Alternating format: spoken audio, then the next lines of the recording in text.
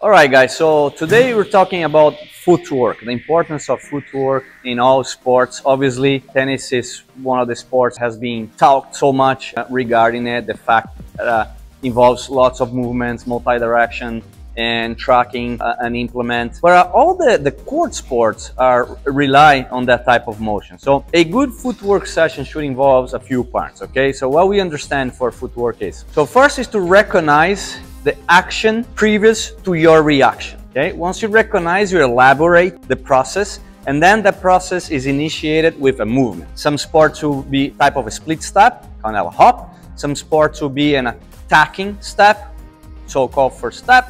Some sports will be a turn, rotation of the hip and or trunk. After that, you have a sequence of steps that are conduct all the way to the action, deceleration, adjustment steps, and then you finalize with the action you take. So in soccer, for example, which I'm originally an athlete or an ex-athlete for, we have normally time, calculate the time with the acceleration of the ball towards player to then perform a action, which differs, for example, from tennis, which in tennis you go for the ball, you don't wait really the ball for you. In soccer, sometimes you have the time, and the best option is to wait for the ball and then you react. So reason I'm saying these differences is we gotta create a proper spacing for the action itself. So majority of the times, footwork is not only how well you move towards your action, but also how well at the end of the footwork you create the proper spacing regarding the technical action you're gonna provide.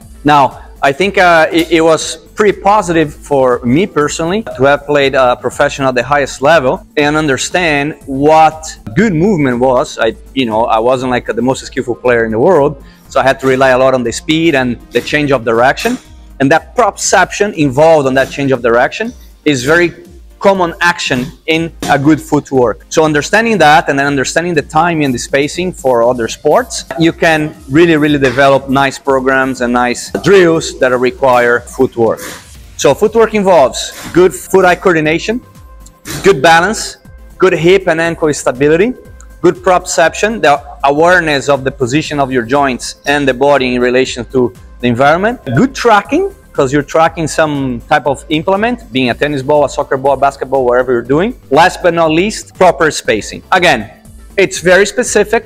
Sometimes you see drills that they can be good for a certain sport, but not necessarily. Obviously, the foundation is pretty similar, but the specificity requires a lot of understanding of the type of movement and the type of action required for a determined sport.